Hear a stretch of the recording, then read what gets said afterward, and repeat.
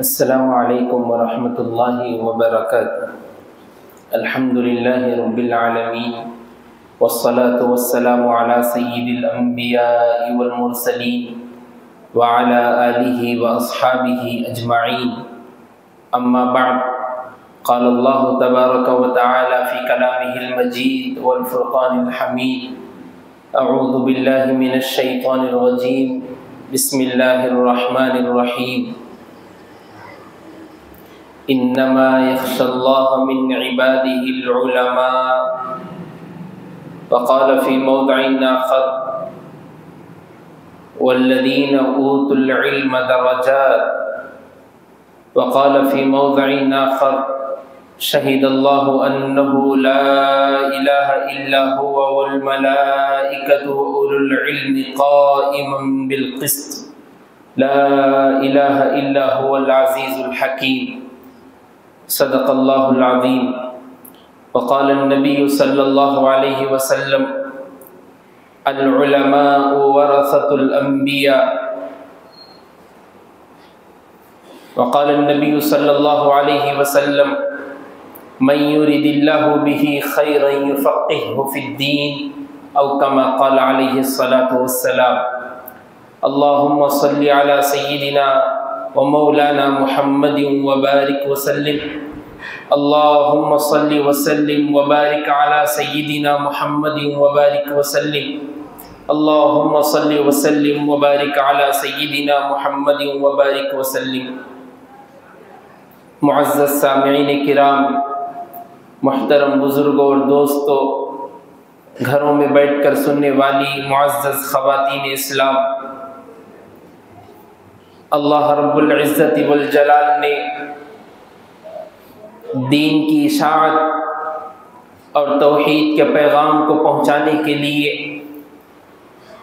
انبیاء کرام علیہم الصلاۃ والسلام کی معزز جماعت کو بھیجا، اور حضرت آدم علیہم الصلاۃ والسلام سے لے کر محمد الرسول اللہ صلی اللہ علیہ وسلم تک جتنے انبیاء اس دنیا میں مبعوث ہوئے، سارے انبیاء کرام علیہم الصلاۃ والسلام کا ایک ہی پیغام اور ایک ہی مشن تھا، ان اعبدوا اللہ واتقوہ واطیعون، کہ ایک اللہ کی عبادت کرنا ہے اور اسی سے ڈرنا ہے اور فرما برداری میں اپنی زندگی کو گزارنا ہے۔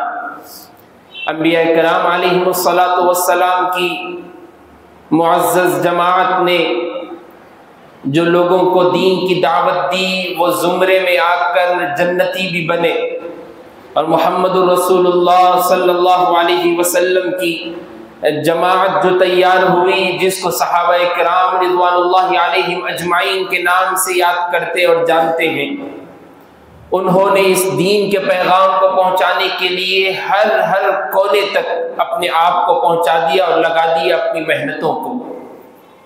اور اسی دین کے لیے سب سے زیادہ ضروری علم کا سیکھنا تھا۔ بندہ جب تک دین کے پیغام کو پہنچا نہیں سکتا جب تک اس کے پاس نالج نہ ہو، علم نہ ہو۔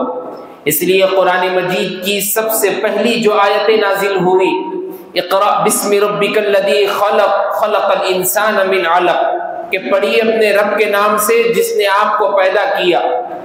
اندازہ لگائیے، قرآن مجید کی سب سے پہلی آیت پڑھنے کے متعلق ہے، نمازوں کے متعلق، حج کے متعلق اور زکوٰۃ اور روزے کے متعلق بعد میں ارشادات ہیں، پہلے پڑھنے کے متعلق بیان کیا گیا، کیونکہ جو آدمی علم والا بن جاتا ہے، جس آدمی کے اندر علم جذب کر جاتا ہے اور جو عالم بن جاتا ہے، تو یاد رکھیے اللہ تبارک و تعالیٰ اس کے ذہنوں کو کھول کر اس کے دلوں کے اندر وہ نورانیت پیدا کر دیتے ہیں کہ آنے والی نسلیں اس کی دین کی شعاعوں سے روشن ہوتی جاتی۔ اس لیے امام بخاری علیہ الرحمہ نے اپنی کتاب صحیح البخاری میں سب سے پہلے کتاب الایمان کا باب باندھا، اس کے بعد سیکنڈ جو باب باندھا ہے، آپ کتاب اگر کھولیں گے اور پڑھیں گے تو اندازہ ہوگا، دوسرا جو باب باندھا ہے وہ کتاب العلم کے متعلق ہے۔ ایمان کے بعد سب سے زیادہ درجہ دیا گیا علم کو.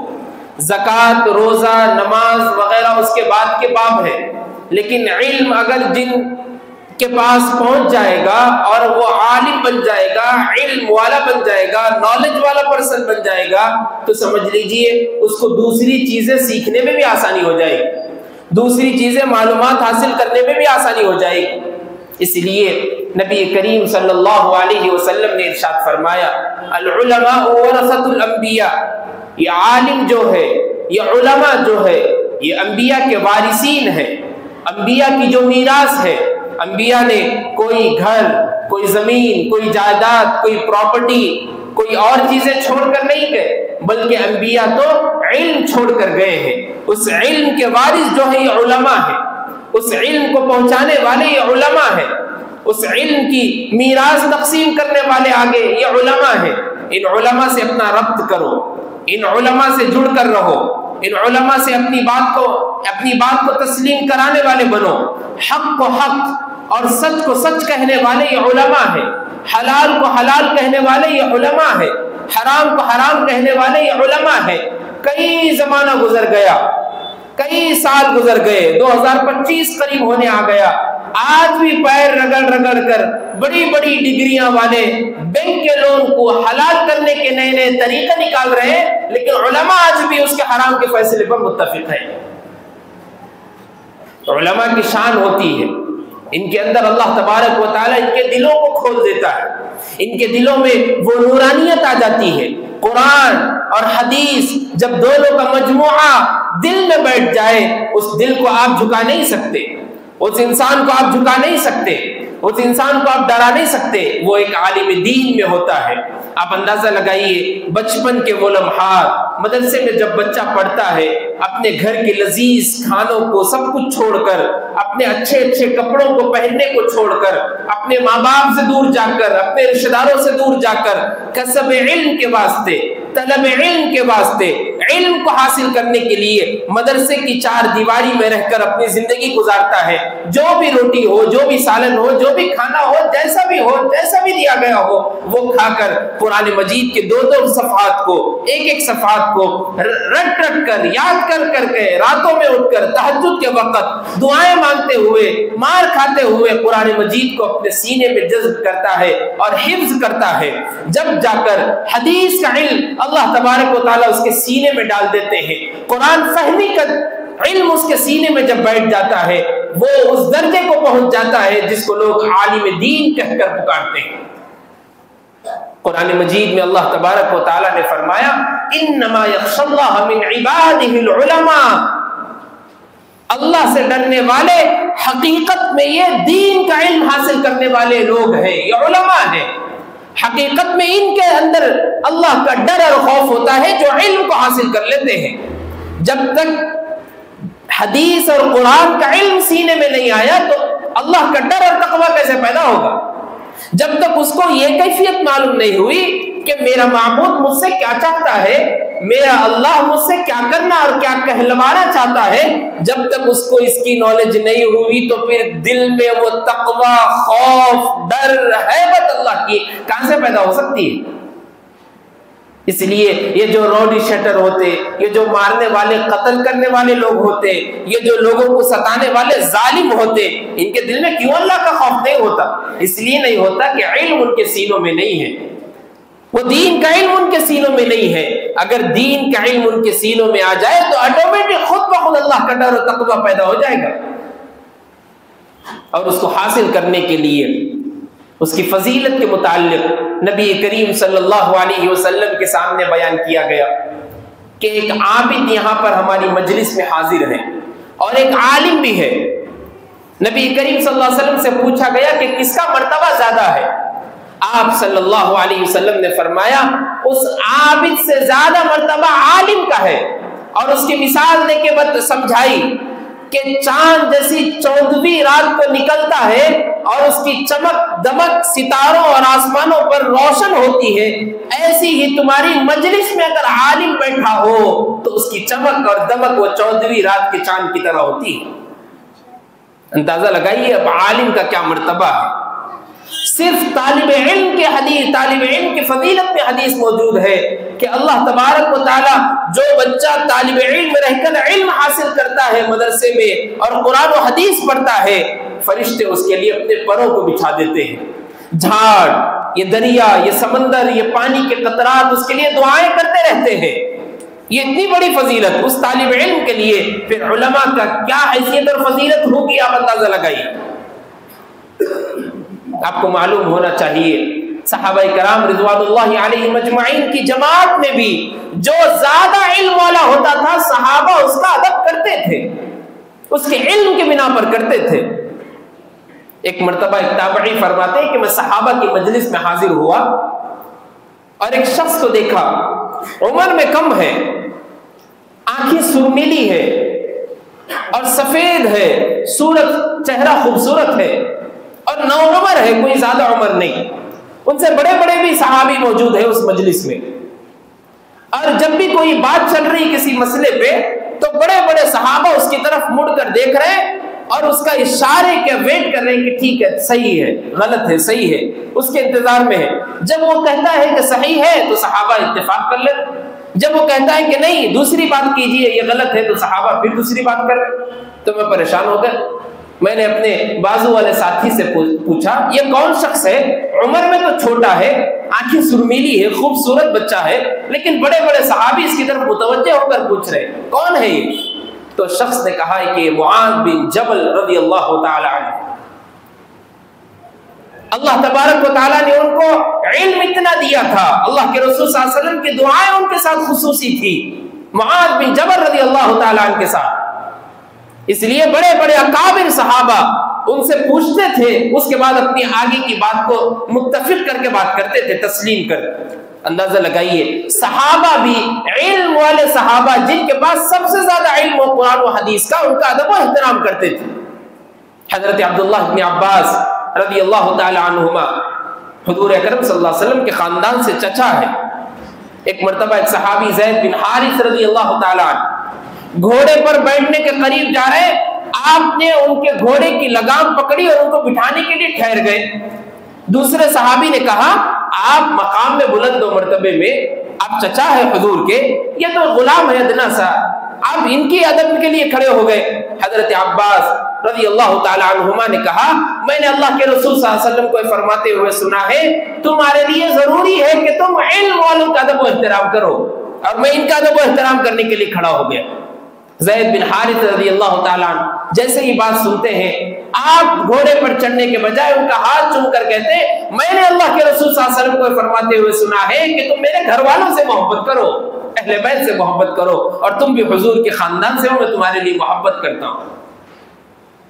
صحابہ آپس میں علم والوں کا ادب و احترام کرتے تھے، اور ہم، ایک عالم دین ہمارے محلے میں رہتا ہے، ایک عالم دین ہماری مسجد میں نماز پڑھاتا ہے، ایک عالم دین ہماری مسجد کی نگرانی اور نگہبانی میں اذان اور مؤذن بن کے ہے، ایک عالم دین ہماری محلے کی نگرانی کرتے ہوئے حرام و حلال کے فرق کو واضح کراتا ہے۔ اس عالم دین کے لیے ہمارے دل میں کیا مرتبہ ہے، اس عالم دین کے لیے ہمارے دل میں کیا احترام ہے؟ ہم جا رہے بھی تو گالی کے ساتھ، بات بھی کرتے ہیں تو تانا دیتے ہوئے، منہ چھڑاتے ہوئے، کیا یہ ادب و احترام ہے؟ آپ اس کی شخصیت کا ادب و احترام مت کیجئے، اس کے سینے اور دل میں جو علم و ادب ہے اس کا ادب و احترام کیجئے، اس کے سینے میں جو قرآن و حدیث کا علم ہے اس کا ادب و احترام کیجئے۔ امام شافعی علیہ الرحمہ فرماتے ہیں کہ جب میں استاد کے سامنے پڑھنے کے لیے بیٹھتا تھا تو جو کتابوں کا ورق ہوتا تھا اس کو بھی آہستہ سے پلٹاتا تھا تاکہ وہ جو پیپر کی آواز ہے وہ میرے استاد کے کانوں میں جائے تو ان کو تکلیف ہو اور بے ادبی ہو جائے، میں برداشت نہیں کر سکتا۔ امام شافعی ہے، امام ابو حنیفہ علیہ الرحمہ ہے، علم اتنا زیادہ، لیکن تجارت کرتے تھے تو غریب سے غریب بھی آدمی آتا تو اس کے سامنے ہی بیٹھ کے بات کرتے تھے، حالانکہ امام ابو حنیفہ ہے۔ آپ کو معلوم ہونا چاہیے، ایک تابعی کے بارے میں روایتوں میں بات ملتی ہے کہ وہ صرف اور صرف اسی حیثیت سے، اسی بنا پر اپنے گھوڑے کے ساتھ سفر پہ روانہ ہوئے تھے کہ ایک حدیث ان کو معلوم کرنی تھی کہ یہ ابو الدرداء رضی اللہ تعالیٰ عنہ سے مروی ہے یا نہیں۔ وہ حدیث معلوم کرنے کے لیے وہ مصر کو پہنچتے ہیں اور وہاں پہنچ کر ابو الدرداء رضی اللہ تعالیٰ عنہ سے ملتے ہیں اور مل کر پوچھتے ہیں اللہ کے رسول صلی اللہ علیہ وسلم سے یہ روایت منقول ہے، اس کے راوی آپ ہیں، کیا یہ صحیح میں اللہ کے رسول صلی اللہ علیہ وسلم نے فرمائی تھی؟ میں صرف یہ معلوم کرنے کے واسطے آیا ہوں۔ حضرت ابو الدرداء رضی اللہ تعالیٰ عنہ پوچھتے کیا واقعی تم اس کے لیے آیا اور دوسرا کام کچھ نہیں تھا؟ کہا دوسرا کچھ بھی کام نہیں، میں صرف یہ بات معلوم کرنے کے بعد پھر اپنی منزل کو پہنچنے والا ہوں۔ یہ طلب علم ہے، یہ علم کا حاصل کرنا ہے۔ یاد رکھیے نبی کریم صلی اللہ علیہ وسلم نے فرمایا جب قیامت قریب آئے گی تو اللہ علم کو اٹھا لے گا۔ علم کو اٹھا لینے سے مراد یہ ہے کہ علم نہیں اٹھے گا بلکہ عالم کو اٹھا لے گا جو علم کی نالج رکھتا ہو۔ آپ اندازہ لگائیے کتنے علماء کرام کی وفاتیں ہم سنتے رہتے ہیں۔ حال ہی میں محبوب العلماء والصلحاء حضرت مولانا پیر ذوالفقار احمد نقشبندی مجددی علیہ الرحمہ کا انتقال ہوا۔ ہمارے پڑوسی ملک کے بہت بڑے بزرگ عالم دین، ہم انڈیا میں رہتے ہوئے، ہندوستان میں رہتے ہوئے کئی خلیفہ ان کے موجود ہیں، کئی خلیفہ موجود ہیں۔ اللہ تبارک و تعالیٰ نے ان سے دین کا اتنا بڑا کام لیا۔ ان کی وہ بزرگیت، ان کی وہ صوفیت جن کے بارے میں کہا جاتا ہے، ہمارے جو اساتذہ ہے ان کے خلیفہ ہے وہ فرمایا کرتے تھے کہ حضرت جب بیان کے لیے مسجد میں آتے تھے تو تقریباً 1000 کے قریب مرتبہ درود شریف پڑھتے تھے تاکہ سامعین جو بیٹھے ہوئے ہیں ان کے دل میں محبت پیدا ہو جائے نبی کریم صلی اللہ علیہ وسلم۔ ایسے علماء و صلحاء کا جانا دنیا سے، ایسے عالم دین کا چلے جانا دنیا سے اس بات کی علامت ہے کہ لوگ عالم دین کے مقام و مرتبے کو بھول گئے، ان کے ادب احترام کو بھول گئے۔ یہ ادب و احترام سے مراد یہ نہیں ہے کہ ان کو پیسے اور دولت لا کر دو، ادب و احترام سے مراد یہ نہیں ہے کہ سونا اور پراپرٹی ان کے نام کر دو، ادب و احترام سے مراد یہ ہے کہ تم تو عالم بنو۔ حدیث میں آتا ہے نبی کریم صلی اللہ علیہ وسلم نے فرمایا مسند احمد کی، لوگوں کو چاہیے کہ وہ 4 چیزیں کرے، 5ویں چیز نہ کرے۔ کہا پہلی چیز یا تو عالم بنو، دوسری چیز یا تو علم حاصل کرو، طالب علم بنو، متعلم بنو، معلم بنو یا متعلم بنو، تیسری چیز علم والوں کی مجلس میں بیٹھا کرو۔ جمعے کے لیے جو بیان کیا جاتا ہے وہ آپ کے فائدے، ہم سب کے فائدے کے لیے کیا جاتا ہے۔ آپ دیکھیے آپ کے اطراف پوری صفیں خالی ہیں، تھوڑی دیر کے بعد اب دیکھیے 5-6 منٹ میں پوری مسجد بھر جائے گی۔ اللہ کے رسول صلی اللہ علیہ وسلم فرما رہے ہیں تو عالم بنو یا متعلم بنو، طالب علم یا علم والوں کی مجلس میں بیٹھو۔ چوتھا کام آخری درجے کا یہ تو کر لو کہ ان سے محبت رکھو اپنی۔ 5واں کام مت کرو۔ کہا 5واں کام کیا ہے؟ ان سے بغض مت رکھو، ان سے دشمنی مت رکھو، ان سے نفرتیں مت رکھو، ان سے عداوتیں مت رکھو، ان سے اپنی ذاتی دشمنیاں مت پیدا کر لو۔ کہا چوتھا لاسٹ درجہ اینڈنگ کا یہ ہے کہ ان سے محبت کر لو۔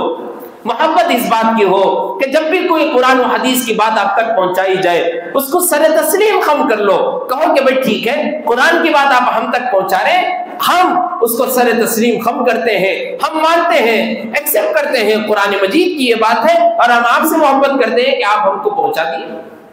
اندازہ لگائیے مامون بادشاہ تھا، بہت بڑا بادشاہ، اس کے 2 بیٹے تھے۔ حج کے موقع پر جب وہ نکلا حج کے لیے تو حج کے کچھ ارکان بھول گیا، کرنے کے کیا کام تھے وہ بھول گیا۔ علم والے کو ڈھونڈتے ڈھونڈتے پوری رات گزر گئی کہ میں کس سے علم حاصل کروں، اراکین کیسے معلوم کروں حج کے۔ کئی دیر ڈھونڈنے کے بعد ایک تابعی کے بارے میں معلوم چلا کہ ایک عالم دین ہے جو فلاں خیمے میں بیٹھے ہوئے ہیں، وہاں پر اپنا ذکر اذکار کر رہے، جا کے معلوم کیجیے۔ مامون اپنے دونوں بیٹوں کو لے کر گیا، ان کی نماز ہونے تک ان کے پیچھے کھڑا رہا، بادشاہ ہے وقت کا، پیچھے کھڑا رہا۔ ان کی نماز ہونے کے بعد ان سے حج کے اراکین کے بارے میں معلومات حاصل کر لی۔ انہوں نے اس کو دیکھا بھی نہیں بلکہ آنکھیں بند کر کے پورا جواب دے دیا۔ اس کے بعد وہ جب آ رہا تھا حج کے لیے تو اپنے دونوں بیٹوں کو نصیحت کر رہا تھا، یاد رکھو بادشاہ کتنا بھی بڑا ہو جائے علم والے سے کبھی بڑا نہیں ہو سکتا۔ میں تم دونوں کو کہتا ہوں کہ تم دین کا علم حاصل کرو۔ خلیفہ ہارون رشید علیہ الرحمہ نے اپنے بیٹوں کو نحو اور صرف سکھانے کے لیے استاد کو مقرر کیا، استاد کو بلایا اپنے پاس محل میں بٹھایا اور طلبہ کے بارے میں، ان کے بیٹوں کے بارے میں آتا ہے جب استاد کمرے سے نکلتے تھے تو ایک مرتبہ ایسا ہوا کہ جوتیاں سیدھی کرنے کے لیے دونوں بیٹے لڑ لیے کہ میں سیدھی کروں گا استاد کی، میں جوتی سیدھی کروں گا استاد کی۔ یہ محنت علم حاصل کرنے کے لیے اللہ تبارک و تعالیٰ محبتیں پیدا کرتا ہے عالموں کے سلسلے میں۔ اس لیے اپنے ذاتی دشمنیوں کو، اپنے ذاتی خیالات کو، اپنے ذاتی حلال طریقے کو عالم کے پوچھنے کے بعد اس کو حرام قرار دے تو یہ بولنا کہ بھائی عالم صاحب بھائی ایسے ہی ہے، رہن کی بات کی ہے تو انہوں بولتے کہ رہن نہیں لے سکتے، ان سے پوچھنا بھی صحیح نہیں ہے۔ کریڈٹ کارڈ کے بارے میں کچھ پوچھیں گے تو انہوں بول دیتے وہ صحیح نہیں ہے۔ اگر مٹی اور سود کے بارے میں کچھ معلومات حاصل کریں گے تو ہم کو ہی نصیحت کر دیتے یہ عالم صحیح نہیں ہے بھائی۔ اگر انٹرسٹ کے بارے میں، اگر سودی لین دین کے بارے میں، بینک سے لون کے بارے میں اگر بات کریں گے، ہوم لون کے بارے میں بات کریں گے، انہوں بتا دیتے یہ سودی مسئلہ ہے۔ ان سے اچھا ہے کہ ان کو چھوڑ کے کسی اور اسکالر کو پکڑیں گے جو یوٹیوب پہ بیٹھا ہوا ہے، جو مستری اور انجینئر بن کے بیٹھا ہوا ہے، انہیں تو بھی حلال بول دیتا حرام کو، انہوں ہمارے فیوریٹ ہے اس لیے کہ ہماری بات ہم سے کریں، دوسری بات نہیں کی۔ آپ کو معلوم ہونا چاہیے آپ عقل مند ہے، دودھ پینے کے واسطے بھی گلاس کو منتخب کرنے کے لیے آپ گلاس بہترین چنتے ہیں کہ میں دودھ پی رہا ہوں اس میں تو میری گلاس صاف ہونا، اس کو گندگی لگی ہوئی نہیں رہنا۔ حالانکہ وہی ڈبہ، وہی گلاس آپ کے باتھ روم میں بھی رکھا ہوا ہے، آپ اس میں دودھ تھوڑی پیئیں گے، نہیں۔ آپ کے پاس پرانی پلیٹ پڑی ہوئی کہیں اور پہ، اس پہ گندگی لگی ہوئی ہے، آپ کو کھانا کھانا ہے تو آپ نہیں اور اچھی صاف ستھری پلیٹ دیکھیں گے یا گندی پلیٹ دیکھیں گے۔ ایسے ہی عالم دین کا انتخاب کرنے کے لیے دیکھیے اس کی پڑھائی کو، دیکھیے کس درجے کا پڑھا ہوا عالم ہے، کس اللہ والے سے بیعت کیا ہوا ہے، کس کا لقب اس کے ساتھ جڑا ہوا ہے، کیا قرآن و حدیث کی نالج اس کے پاس زیادہ ہے یا صرف ایسے ہی ایک یوٹیوب پہ چینل ڈال کر ایک 4 دیواری چھوٹے سے کمرے میں سامنے لائیو ریکارڈنگ کرتے ہوئے جو منہ کو آیا بولتے گئے، جو منہ کو آیا بولتے گئے، یہ فلاں پروفیسر ہے، فلاں ڈاکٹر ہے، فلاں انجینئر ہے، فلاں اسکالر ہے، انہوں سب سے بہترین بولتے ہیں، آج تک ان کے چہرے پہ داڑھی تک نہیں آئی، انہوں قرآن و حدیث کی تعلیم دے رہے اور ہمارے نوجوان طبقہ ان کے پیچھے پڑا ہوا ہے۔ اور یہاں محدثین، مفسرین، علماء، صلحاء کا طبقہ مدرسوں میں پڑھاتے ہوئے بچوں کو بخاری و مسلم ترمذی پڑھاتے ہوئے اپنی زندگیاں گزارتے رہے، کبھی ان کے پاس بیٹھ کے 5-10 منٹ اپنی ذاتی خیالات جو آپ کے ذہنوں میں تھے پوچھنے کے لیے پہنچے نہیں۔ علم حاصل کرنے کی جستجو ختم ہو گئی، علماء کی اہمیت دل سے ختم ہو گئی۔ صرف یہ سمجھ لیجئے، یہ سمجھ گئے کہ یہ عالم دین جو ہے ان کا کام تو صرف مسجد کی صفائی ہے بھائی، ان کا کام تو صرف پنکھے لائٹ وغیرہ صاف کرنا ہے، ان کا کام تو مائک صحیح دیکھنا ہے، دانماز بچھانا ہے، ان کا کام اس کے علاوہ اور کچھ بھی نہیں، ان کا کام تو جھاڑو مارنا ہے بھائی، اور کیا ہے، ان کی کمائی کتنی ہے بھائی، اس سے زیادہ اور کیا کما سکتے۔ صرف ذہن میں یہ فتنی خیالات رکھ کر، دشمنی اور عناد کے خیالات رکھ کر جب تک زندگی گزارتے رہو گے، یاد رکھو اللہ تبارک و تعالیٰ کا ایک نہ ایک دن غضب تم پر نازل ہوگا۔ جو علماء سے دشمنی رکھتا ہے، جو علماء کے بارے میں برا سوچتا ہے، جو علماء کے لیے توہین آمیز کلمات کہتا ہے، ہم نے بھی کئی مرتبہ اپنی آنکھوں سے دیکھا اس کے ساتھ برا ہوتا ہوا، اور ہمارے اساتذہ سے بھی سنا ہم نے کہ اس کا کبھی اللہ بھلا نہیں کر سکتا، اس لیے کہ اس نے عالم سے دشمنی نہیں رکھی بلکہ اس کے اندر رہے ہوئے علم سے دشمنی پیدا کر لی، اور وہ علم قرآن و حدیث کا علم ہے۔ اللہ کے رسول صلی اللہ علیہ وسلم نے فرمایا من یرید اللہ بہ خیرا یفقہہ فی الدین، اللہ جس شخص کو چاہتا ہے، جس شخص کو پسند کرتا ہے، اللہ اس کو دین کی سمجھ عطا کر دیتا ہے۔ خیرا یفقہہ فی الدین، سمجھ لیجئے جو عالم ہے، حافظ ہے یا متعلم ہے، طالب علم ہے، پڑھ رہا ہے، اس کا مطلب یہ ہے کہ اللہ اس کو پسند کر رہے ہیں، اس لیے دین کا علم اس کو دے رہے ہیں، اللہ کا پسندیدہ شخص ہے۔ اور نبی کریم صلی اللہ علیہ وسلم نے ایک اور جگہ فرمایا، الترغیب والترہیب کی روایت بھی موجود ہے، آپ فرماتے ہیں نبی کریم صلی اللہ علیہ وسلم نے فرمایا کہ 1000 عابدوں سے بہتر ایک عالم ہے۔